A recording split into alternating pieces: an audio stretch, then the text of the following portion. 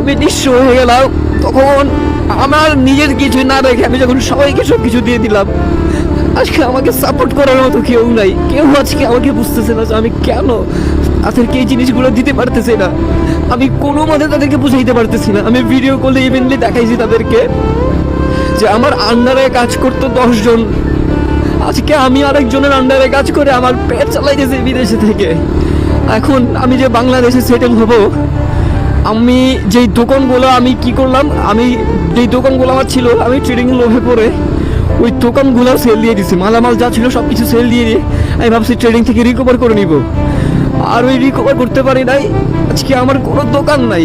আমি যে ভুলগুলো হয়ে করছি আপনার মাধ্যমে আমি বাকি মানুষদেরকে সতর্ক করতে চাই, তারা যেন এই ভুলগুলো না করে, না শিখে, না জেনে এত টাকা যেন কেউ কখনো এখানে ডিপোজিট করতে না আসে।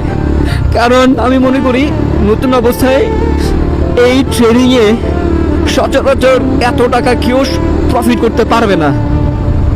আর বাংলাদেশের যেই ট্রেডারগুলো যেভাবে ভিডিওগুলো বানাচ্ছে, এগুলো দেখে 100% মানুষ প্রতারিত হবে ভাইয়া। তো আমি আপনার মাধ্যমে আমি বাংলাদেশের যারা ট্রেডিং করতেছে তাদেরকে জানাইতে চাই, যাতে করে আমার মতো এই ভুল কেউ না করে। ভাই বিশ্বাস করেন, আপনি যখন নিঃস্ব হয়ে যাবেন আপনাকে কেউ চিনবে না, একমাত্র আল্লাহ তাআলা ব্যতীত। আমার কাছে যখন সব কিছু ছিল তখন আমি আল্লাহরে চিনি নাই। আজকে আমার কাছে কোনো কিছু নাই, একমাত্র আল্লাহ তাআলাই আমার কাছে আছে। আমি অনেকবার এই ডিসিশন নিয়েছি যে আমি মরে যাব, কিন্তু একমাত্র আল্লাহ তাআলার জন্য আমি বেঁচে আছি ভাইয়া, যেহেতু আত্মহত্যা মহাপাপ। আজকে আমার যেখানে আমি আগে মালয়েশিয়াতে বাসায় থাকতাম, একটা 5 স্টার হোটেলে থাকতাম, আজকে আমি 10 জনের সাথে থাকি, যে কষ্ট করে থাকতেছি। আমি কখনো আমার জীবনে এটা কল্পনা করতে পারি নাই যে আমার জীবনে কখনো এই দিন নেমে আসবে। আমি এটা কখনোই কল্পনা করতে পারি নাই ভাইয়া। তো আসলে আপনি একটা বারের জন্য আমাকে কোন একটা ব্যবস্থা করে দেন। আমি আপনার থেকে কিছু চাই না, আমি আপনার থেকে টাকাও চাই না, আমি আপনার থেকে কিছু চাই না। আপনি আমাকে জাস্ট এইটা বললেন, এখন আমার কোনো নিয়ম। আসসালামু আলাইকুম। তো বেসিক্যালি সেম টু সেম ভাবে এই গল্পটা উনি আমার কাছে এভাবে বলেন।